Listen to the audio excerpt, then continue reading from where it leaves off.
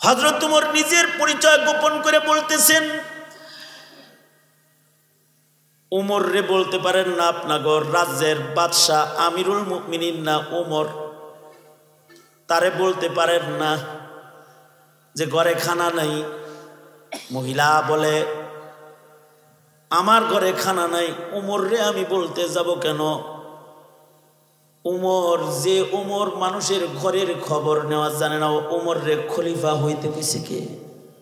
আমি তো আল্লাহকে বলবো যে ওমর রে খলিফা বানাইছিলা, কিন্তু আমার ঘরে খানা পৌঁছায় নাই, আমি ওমর রে খুঁজবো কেন? আমি আল্লাহ রে খুঁজি। হযরত ওমরের শরীরের ভিতরে কম্পন শুরু হয়ে গেছে, কম্পন। হযরত ওমর সাথে সাথে চলে গেলেন, যায় বাইতুল মালে যায় উটের পেট ভর্তি করে গম আটা লইয়া নিজে আসছে। আয়েশা বুড়িমাকে নিজের হাতে রুটি বানায় খাওয়ায়। বুড়িমা ওমরের পাশে বসে বসে বলে, কত নিঃস্বার্থ সেবক তুমি, আমার মতো একটা বৃদ্ধার জন্য খাবার আনলে, নিজের হাতে খাবার রান্না করে আমার সামনে খাবার তুমি দিলে। কে যে ওমর রে খলিফা বানাইছিল, ওমর রে খলিফা না বানায় যদি তোমার মতো এরকম একজন নিঃস্বার্থ যুবককে যদি খলিফাতুল মুসলিমিন বানানো হইত, তাহলে রাজ্যের সব মানুষ নিরাপদে শান্তিতে বসবাস করে দুলুকমা খাইতে পারত। হযরত ওমর নিজের এই ছদ্মবেশ এবার খুলে বলে, বুড়িমা আমার নামই ওমর, আমি ওমর। তবে বুড়িমা আপনার হাতে ধরে, বুড়িমা একটু আগে যে বলছেন আল্লাহরে বলবেন, যত শাস্তি আপনার দেওয়ার মনে চায় ওমর সারখাম, আমি ওমর মাথা নত করে দিচ্ছি। সাজা যা দেওয়ার আপনি দেন, কিন্তু মহান আল্লাহর কাছে কোনো নালিশ করেন না, কারণ আল্লাহর আদালতে হিসাব দেওয়ার মতো সাহস আমি ওমরের নাই। ওইটাও একটা জমানা ছিল, ইব্রাহিম আদহামও সেম ওইরকম একজন আমিরুল মুমিনিন, বলখের বাদশাহ, ইবাদতও করত, ছদ্মবেশে মানুষের খেদমত করত। এই লোককে বলে তোমার মতো একজন মানুষের খেদমত আমি করতে চাই, তুমি আমার কি খেদমত করবা? তবে আমার জীবনের একটা চাওয়া আছে, রাজপ্রাসাদকে পিছে রেখে আল্লাহর গোলামীকে যে সামনে আনতে পারে, ওই বাদশাহ ইব্রাহিমরে যদি মরার আগে আমি একবার দেখতাম, তাইলে আমার মনের একটা আশা পুরা হইতো। পারবা ইব্রাহিমকে দেখাইতে? ইব্রাহিম আদহাম বলে, আমার নাম ইব্রাহিম আদহাম, আল্লাহ বুঝি তোমার দোয়া কবুল করে, ওযু করাও নামাজিদেরকে, তোমার দোয়া কবুল করে বুঝি আল্লাহ আমার এনে আনছে। একটা আশা তো জানলাম, ইব্রাহিম আদহাম দেখবার চাও, মরার আগে একটা রাজ্যের বাদশাকে তোমার দেখার শখ, একটা শখ তোমার আর একটা আরজি কি তোমার রবের কাছে? আমার আর একটা আরজি হলো, জমানার ওলি ইব্রাহিম যদি আমার জানাজার নামাজটা একটু পড়াইতো, তাইলে মনে হয় মহান আল্লাহ আমার কবরের আযাব মাফ করে দিত। আমি একজন মিসকিন দুর্বল, আমার ইবাদত নাই, একজন ওলি বুজুর্গের জানাজা আমার নসিব হলে মনে হয় আল্লাহ আমারে মাফ করত। এই কথা বলে লোকটা আকাশের দিকে তাকায় বলে, আল্লাহ একটা দিলা আর একটা দিবা না। এই কথা বললাম, মুখে উচ্চারণ করেছে আশহাদু আল্লা ইলাহা ইল্লাল্লাহ ওয়া আশহাদু আন্না মুহাম্মাদান আবদুহু ওয়া রাসূলুহু, লা ইলাহা ইল্লাল্লাহ মুহাম্মাদুর রাসূলুল্লাহ। একদিক দিয়ে কালেমা পড়ছে, আর এক দিক দিয়ে প্রাণ পাখি বাইর হয়ে গেছে। মানুষে ওযু করাইতো, এ কারণে আল্লাহ তাআলা তার দোয়া কবুল করছে। এক সাহাবী, মুসলিম শরীফের রিওয়ায়াত, এক সাহাবী নবীজিকে ওযু করাইছে, নবী খুশি হয়ে গেলেন। খুশি হয়ে নবীজি বলে কি, এই সাহাবী তুমি আমাকে ওযু করাইছো, আমি খুশি হয়ে গেছি। সালমা শিতা, তোমার যা মনে চায় আমার কাছে চাও, যা চাইবা আমি তোমাকে তাই দিব। আমাদের যদি এমন কেউ কিছু বললো না যে যাও যা চাও তাই দিব, তা আমরা বলতাম 10 কেজি সোনা চাই, 1 টুকরা হীরা চাই, এবারের মতো এমপিটা হতে চাই, এগুলা বলতাম আমরা। কিন্তু আশ্চর্য, এই সাহাবী বলে কি, আমি যা চাই তাই দিবেন আমাকে? হ্যাঁ, তুমি যা চাও তাই দেব তোমাকে। সাহাবী বলে কি, আমি চাই রিফাকাতুকা ফিল জান্নাহ, আপনার সাথে আল্লাহর জান্নাতে বন্ধু হয়ে থাকবার চাই। সুবহানাল্লাহ। আরো আস্তে করে বলেন, আরেকটু আস্তে করে বলেন, আরেকটু আস্তে করে বলেন, আরেকটু আস্তে করে বলেন। কত সুন্দর চাওয়া, রিফাকাতুকা ফিল জান্নাহ, আপনার সাথে জান্নাতে বন্ধু হয়ে থাকবার চাই। কল্পনা করি কখনো যে কার লগে জান্নাতে থাকবো? যদি এগুলো কল্পনা করতাম তাহলে মৌলবীর সাথে খারাপ ব্যবহার করতে পারতাম না, ইমাম রে চোখ রাঙাইতে পারতাম না, মুয়াজ্জিনকে ধমকি দিতে পারতাম না, আলেমকে হাত কড়ি লাগাইতে পারতাম না, জেলখানায় ভরে রাখতে পারতাম না, গালি দিতে পারতাম না, পীর মাশায়েখকে আঘাত করতে পারতাম না, দাওয়াত তাবলীগদের ভাই দ্বীনের পথেটাকে তাদের তিরস্কার করে মসজিদ থেকে বের করতে পারতাম না। এগুলো কল্পনা করি আমরা কল্পনা করি না তো। সাহাবী বলে রিফাকাতুকা ফিল জান্নাহ, রিফাকাতুকা ফিল জান্নাহ, আমি জান্নাতে আপনার সাথে বন্ধু হয়ে থাকতে চাই। কত সুন্দর চাওয়া চাইছে। ওই যে শেষ বক্তা তিনি আয়া পড়ছে, শেষ বক্তারে চিনেন? আল্লামা তাবারকুল্লাহ দামাত বারকাতুহু।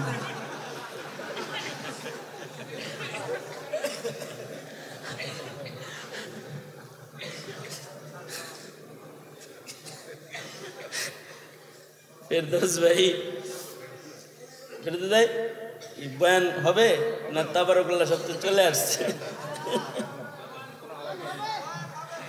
আমি তো এখনো বয়ানে যাই নেই, ভূমিকা কইতাছি।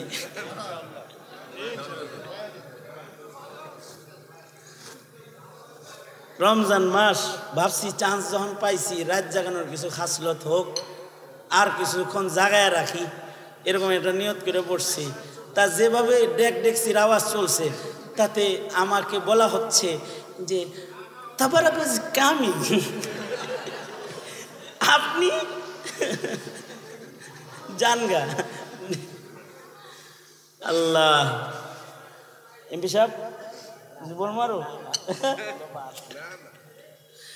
দুনা হাত উপরে তোলেন তো, নাড়াচাড়া দেন দেখি। ফিলিস্তিন যাবেন, ফিলিস্তিন যাবেন, ফিলিস্তিন ফিলিস্তিন ফিলিস্তিন ফিলিস্তিন। হ্যাঁ, সোজা করেন, সোজা করেন, জোরে বলেন আল্লাহু আকবার, আল্লাহু আকবার, আল্লাহু আকবার। হাত নামান। এই যেমন আমার দিকে ছিলেন, এইভাবে আমার সাথে কয়েকটা মিনিট থাকেন, আমি একটা জায়গায় চলে যাই। সেটা হলো সাহাবী বলে কি, সাহাবী কি বলল? রিফাকাতুকা ফিল জান্নাহ, আমি আপনার সাথে জান্নাতে থাকতে চাই। ভালো মানুষের সাথে জান্নাতে থাকতে চায়, নবীর সাথে জান্নাতে থাকতে চায়। কিন্তু আশ্চর্য লাগে, মুসলমানের ঘরে জন্মায় যারা কাদিয়ানীর লগে থাকবার চায়, ইহুদির লগে থাকতে চায়, নাস্তিক আর মুরতাদ আর বেঈমানের লগে ওরা থাকবার চায়, বেঈমানের সাথে থাকতে চায়। ওদের জন্ম মুসলমানের ঘরে। কিন্তু সাহাবী কি বলে? রিফাকাতুকা ফিল জান্নাহ, আপনার সাথে জান্নাতে থাকতে চাই। আল্লাহর রাসূল বললেন, সাহাবী বলে রিফাকাতুকা ফিল জান্নাহ, আল্লাহর রাসূল বলেন, সাহাবী তুমি বেশি বড় কিছু চেয়ে ফেলেছো। কোথায় আমি নবী আর তুমি সাধারণ, তুমি নবীর লগে থাকতে চাও। তার মানে হলো সাধারণ হয়ে অসাধারণ জিনিস চায়। রিক্সাওয়ালা হয়ে যদি রাজার মেয়ে বিয়ে করবার চায় এটা কিরকম হয়? হ্যাঁ, চালায় রিক্সা কিন্তু শখ হইল রাজার মেয়েরে বিয়ে করব। এইটা যেমন সাধারণ হয়ে নবীর সাথে জান্নাতে থাকতে চাওয়াটা তো এরকম হয়ে গেল। আল্লাহর রাসূল বলতেছেন, সাহাবী বেশি বড় জিনিস চেয়ে ফেলেছ, আগাইরা যালিক, এইটা ছাড়া অন্য আর কিছু কি ছোট কিছু চাওয়া যায় না? মাঝে মাঝে বান্দায় কিন্তু বড় জিনিস চেয়ে ফেলায় যার উপযুক্ত সে না। আর আল্লাহরও আজব শান, যার উপযুক্ত না সেটাও অনেক সময় দিয়ে দেয়। অনেক সময় কি করে, যেটার উপযুক্ত সে না ওইটাও দিয়ে দেয়। সে আসলে এমপি হওয়ার উপযুক্ত না, কিন্তু তার আল্লাহ এমপি বানায় লায় কখনো কখনো। সে অনেক সময় প্রেসিডেন্ট হওয়ার উপযুক্ত না, কিন্তু আল্লাহ তার প্রেসিডেন্ট বানায় লায়। সে কিন্তু কোটিপতি হওয়ার উপযুক্ত না, নিজে দস্তখত জানে না। আমি এক কোটিপতির টেবিলে গেছি, তার টেবিলে যায় দেখি সাদা কাগজ যা আছে সব কালা কালা কালা কালা হয়ে গেছে। আমি জিগাইলাম তার পিএকে যে তোমার স্যার কোটিপতি মানুষ, সামনে এত এই সাদা কাগজে এত দস্তখত কেন? আশ্চর্য হুজুর, আপনি জানেন না আমাকে স্যার অশিক্ষিত। উনি যদি দস্তখত ট্রেনিংয়ে না রাখে তাহলে ব্যাংকে যে ওইটা মিলে না। যখনই ফাঁক পায় এই দস্তখত খালি দিতেই থাকে, কারণ তার শিক্ষার পুঁজি ওইটুকুনি।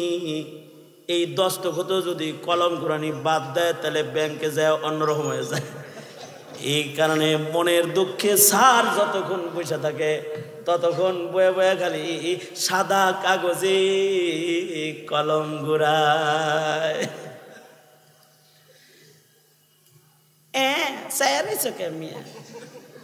এরকম বহুত অশিক্ষিত আছে যে দস্তখত জানে না, কিন্তু সে কোটি কোটি টাকার মালিক। উপযুক্ত না সে, কিন্তু চাইছে, আল্লাহ কইছে যা বেশি চাওয়া চাই যা দিয়ে দিলাম, যা তো যা। এটা মাঝে মাঝে আল্লাহ এরকম দেয়। কখনো কখনো বান্দা চাইলেও দেয়, কখনো কখনো বান্দার জন্য অন্য কেউ চাইলেও দেয়। তবে চাওয়ার লোকটা যদি ভালো হয় তাহলে মুস্তাজাবুদ দাওয়া হইলে তাও দিয়ে দেয়। যেমন যেমন মুসা আলাইহিস সালাম বলে, আল্লাহ জান্নাতে আমার দোস্ত কে হবে? আল্লাহ কয় কসাই। বাজারে গোশত বিক্রি করে, কসাই তোমার জান্নাতি দোস্ত বন্ধু হবে। পয়গম্বর মুসা বলে, আল্লাহ আমি একজন রসুল, আমি একজন নবী, নবী হইয়া জান্নাতি বন্ধু পেলাম একটা কসাই রে, কেমনি এটা একটু দেখতে যাইতে চাই। আল্লাহ বলে, যাও কালিম যাও দেখে লও কেমনি তোমার জান্নাতি দোস্ত সে হলো, যাও দেখে আসো কোথায় থাকে সে। অমুক বাজারে অমুক জায়গায় গোশত বেচে। কালাবুলা তালাবুলা একটা সাধারণ মানুষ দেখবা গোশত বেচে, কিন্তু মুখে আমার নাম আছে, আমার নামের জিকির করে। পয়গম্বর মুসা চলে গেছে, যা দেখে আল্লাহর বান্দা জিকির করে আর গোশত বেশি। সন্ধ্যা হয়ে গেলে গোশত বিক্রি করা কমপ্লিট হয়ে গেল।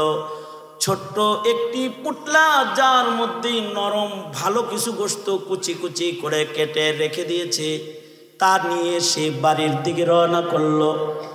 পয়গম্বর মুসা পিছে পিছে যাইতেছেন, যা দেখে লোকটা বাড়িতে গিয়ে এই গোশতগুলাকে নিজের হাতে রান্না করলো। তার ঘরের ভেতরে তার মা অসুস্থ, মা বিছানায় পড়ে আছে। তার মাকে সে বিছানার থেকে উঠাইয়া সুন্দর করে মায়ের হাত মুখ ধুয়াইয়া কসাই নিজের মাকে কোলের ভেতরে বসায় দিল। ছোট্টবেলায় মা যেমন সন্তানের খানা খাওয়ায়, এবার কসাই সন্তান অসুস্থ মাকে ঠিক তেমন করে কোলের ভেতরে বসায় নিল। নিজের হাতে লুকমা বানায়া বানায়া নিজের মায়ের খানা খাওয়াইতেছে। যে খাবারটা মা চিবাইতে পারে না নিজের মুখে চিবায় নরম করে লোকমা বানায় মায়ের মুখে দিতেছে। মা তার পেট ভরে খানা খেয়ে খুশ হয়ে গেছে। সন্তানের মুখ হাতায়, সন্তানের গালে চুমু খায়, সন্তান রে জড়ায় ধইরা মা দোয়া দেয় আর আল্লাহকে বলে মাওলা গো, মায়ের দোয়া না সন্তানের জন্য কবুল। আমার এই অযোগ্য ছেলেটা আমার খেদমত করে আমারে খুশি করে ফেলেছে, কিন্তু আমি আমার এ সন্তানের জন্য তোমার কাছে একটা যোগ্য পুরস্কার চাইতেছি। সেটা হলো আমার যে সন্তান খেদমত করে আমায় খুশি করেছে, আমি তার জন্য দোয়া করি মাওলা জমানার পয়গম্বর মুসা নবীর সাথে আমার সন্তানরে তুমি জান্নাতের দোস্ত বানায় জায়গা দিবা। আল্লাহর পয়গম্বর বলে বুঝেছি মাওলা, কিভাবে কসাই নবীর দোস্ত হয়। কবুল দুয়া দিয়া অযোগ্য কখনো যোগ্য হয়ে যায়। পয়গম্বর বলে এই সাহাবী, এত বড় কিছু চাইলি কেন? তুই তো নবীর মাকামে থাকার এত বড় জিনিস চাইতে পারিস না। সাহাবী বলে ভালোবাসার কারণে চাইতে পারি আমি। সাহাবী বলে মুহাব্বতের কারণে, প্রেমের কারণে আমি চাইতে পারি, কারণ আমি আপনাকে ভালোবাসি। আমি যদি এইটা না পাই তাহলে আর কিছু আমার দরকার নাই, আর কিছু আমার লাগবে না, এটা এইটাই চাই। যদি আল্লাহর পয়গম্বরে আমি জান্নাতি বন্ধু হিসেবে না পাই তাহলে আমার অন্য আর কিছু দরকার নেই।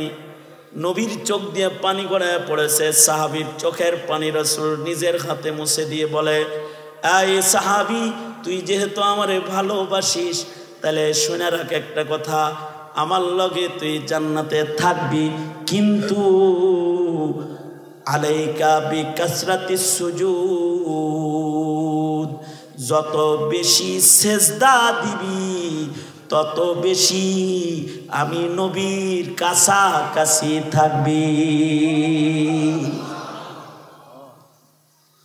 মৌলবীদেরকে ভালোবাসো, ভালো কথা, ওয়াজ শোনো রাত জেগে, তাও ভালো কথা, কিন্তু যারা নামাজ পড়ো না তারা মৌলবীদের কাছে থাকতে পারবা না, এই হাদিস প্রমাণ করে। শুধু ভালোবাসা দিয়ে হবে না, অবশ্যই ভালোবাসার দাম আছে, ভালোবাসলেও জান্নাতে সাথে থাকা যাবে, কিন্তু নিকটতম হইতে সেজদা লাগবে। সেজদা, রাসূলের কাছে থাকতে সেজদা লাগবে।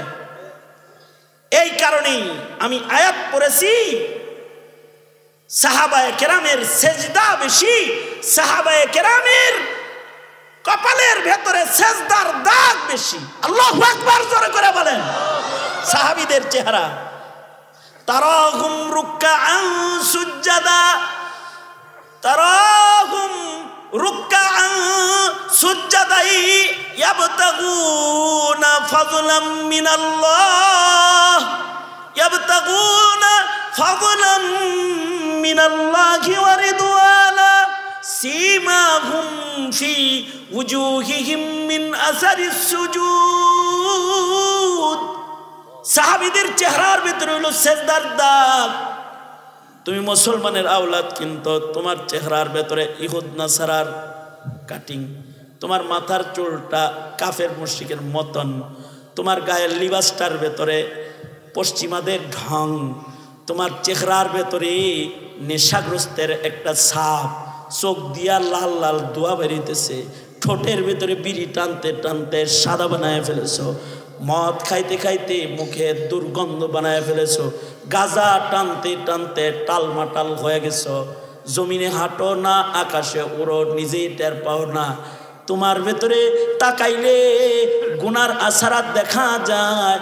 আর সাহাবীর রং হলো, সাহাবীদের দিকে তাকাইলে তাদের চেহারার ভেতরে সেজদার দাগ দেখা যায়। আল্লাহু আকবার জোরে করে বলেন আল্লাহু আকবার।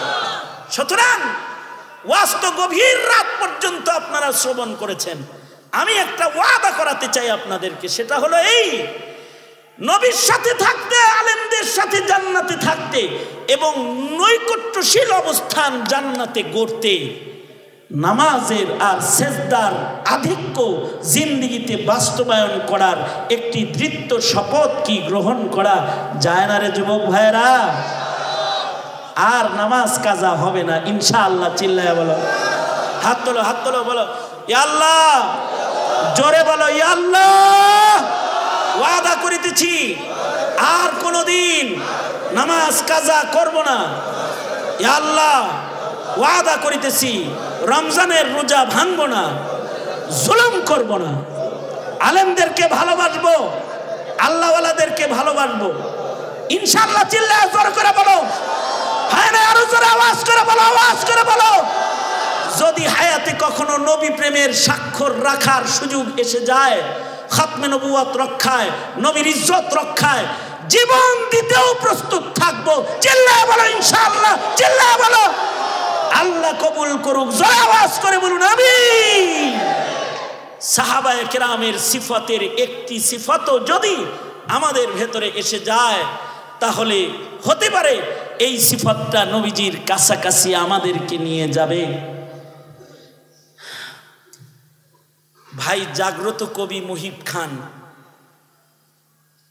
ওনার জীবনের শ্রেষ্ঠ কিছু কারনামার ভেতরে একটি হলো আল্লাহর কালামের কাব্যানুবাদ।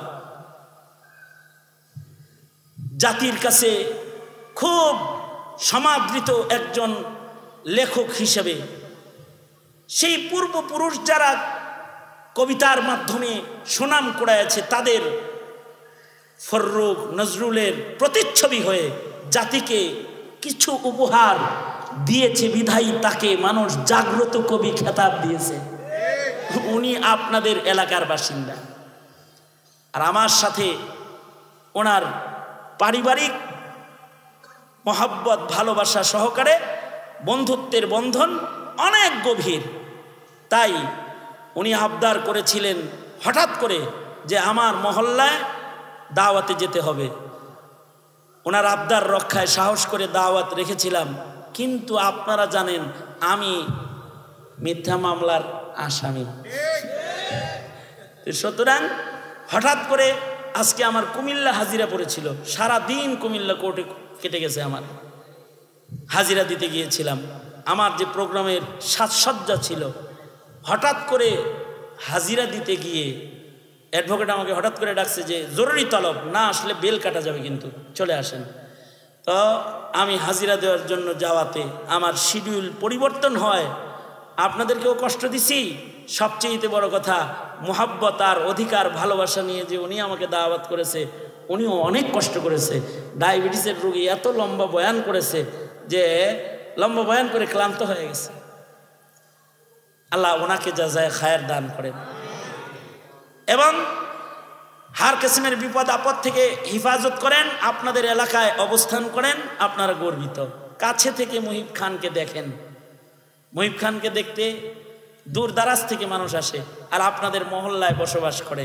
আল্লাহ তাআলা এই মোহাব্বতের কারণে আমি ওনার দাওয়াতে আজকে হঠাৎ মেহমান। কিন্তু আরো বড় কথা হলো এই যে এই আবাসিক এলাকাটা রয়েছে, এই এলাকার কর্ণধার যারা, যাদের মেহনতে এই এলাকার উন্নয়ন, তাদের মধ্যে অন্যতম একজন আমাদের ফেরদৌস ভাই, পাশাপাশি ওনার বন্ধু বান্ধব এই যে হাবিবুল হাবিবুন, আমার বড় ভাই মুফতি মোস্তফা কামাল সাহেব, উনি সহকারে এই এলাকার অনেকের সাথেই পুরানা, আজকের না, ছাত্র জীবনের এক পুরানা রিলেশন ওনাদের সাথে আমার আছে। এই সব মিলে আজকের আপনাদের কাছে যে হাজিরাটা দিতে পারছি, কমাস কম এইটাও আমার জন্য অনেক বড় শুকরিয়ার বিষয়।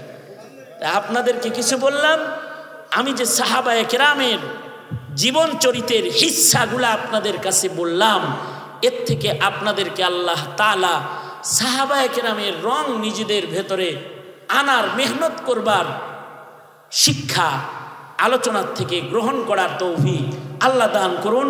জবান খুলে একটু দোয়া করেন, জোরে করে বলেন আমিন। মহল্লার যত মুর্দেগান আছে তাদের আল্লাহ মাফ করে দিক, যত অসুস্থ রোগী আছে তাদের আল্লাহ সুস্থ করে দিক, যারা এই মাহফিলের সাথে জড়িয়ে আছে যে যেভাবে আছে সকলকে উত্তম জাযা উত্তম বদলা আল্লাহ তাআলা দান করেন। ফিলিস্তিনের মজলুমদের জন্য আমাদেরকে কিছু করার তৌফিক আল্লাহ তাআলা দান করেন। জিন্দানখানায় বন্দী আলেমদেরকে মুক্ত করেন, মিথ্যা মামলায় জর্জরিত যারা তাদেরকে আল্লাহ তাআলা হিফাজত করেন, আমিন বলেন। এ পর্যন্ত বলেই जो कुछ हुआ या रब तेरे करम से हुआ, जो कुछ होगा तेरे करम से ही होगा। তোবারক রেডি, আমরাও রেডি, সব রেডি, ওরাও রেডি। এখন খালি দোয়াটা বাকি আছে। তা আমি অনুরোধ জানাবো দোয়াটা ইহতিমামের সাথে করে তারপরে তাবারকটা বিতরণ করলে দোয়ার হক হুকুক বেশি করে আদায় হবে। ওরা যদি কল্পনা করে আপনারা একদিক দিয়ে হাত তুলবেন আর একদিক দিয়ে খিচুড়ি হইবেন, তাইলে কিন্তু দোয়ার আহমিয়াত নষ্ট হয়ে যাবে। তবে আপনাদের শৃঙ্খলা যদি আপনারা দোয়ার পরে প্রদর্শন করেন যে আপনারা তাফসীর মাহফিলের শ্রোতা, ধৈর্যের সাথে যদি একটু বসেন, তাহলে আজকে ওয়াজের সাথে নগদ আমলটা হয়ে যাবে। কোনটা ভালো হয়? মোনাজাতের ভিতরে পাইয়া গেলে ভালো হয় নাকি একটু ধৈর্য ধরে আমল করে গেলে ভালো হয়? ইনশাআল্লাহ, ইনশাআল্লাহ। তাহলে দোয়া অন্য কেউ করবো না, দোয়া আমি সবাই ইস্তিগফার করেন। আস্তাগফিরুল্লাহ রাব্বি মিন কুল্লি যামবিন ওয়া আতুবু ইলাইহি লা হাওলা ওয়ালা কুওয়াতা ইল্লা বিল্লাহিল আলিয়্যিল আযীম।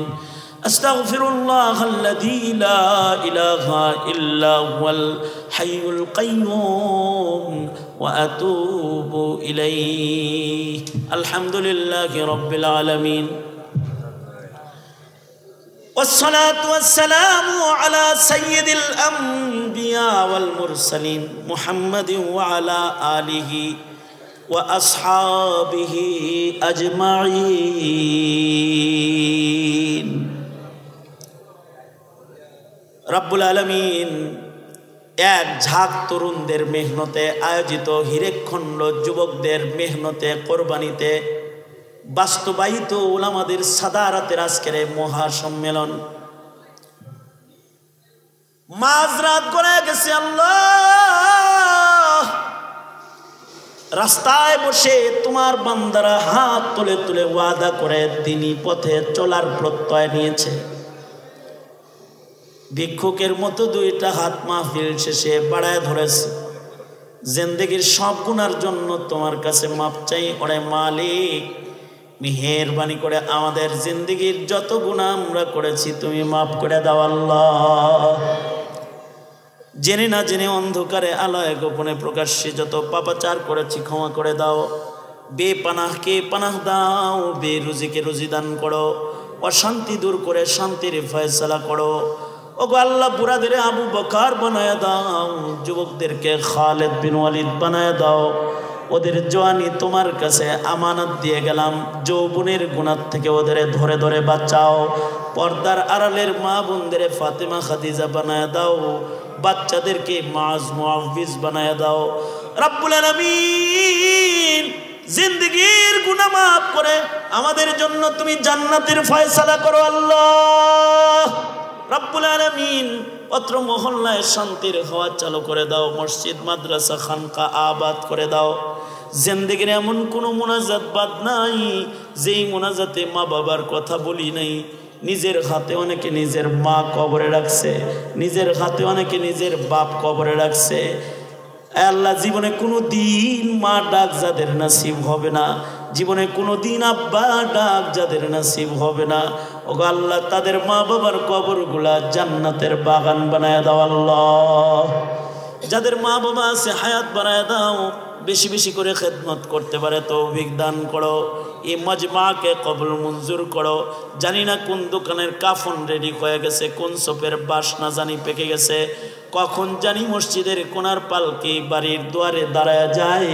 কবরের পালকি পাঠানোর আগে কামেল মুমিনের দপ্তরের নাম উঠায়া দিও আল্লাহ। বড় ভাই ফেরদৌস সাহেব সহকারে যে সকল ভাই বেরাদাররা এখানে রয়েছে, বন্ধু বান্ধব দোস্ত আহবাব, জাগ্রত কবি মুহিব খান, জাতির সম্পদ সহকারে যত উলামা হযরতরা এখানে রয়েছে, রব্বুল আলামিন সকলকে নিয়ামাল বদল তুমি দান করো।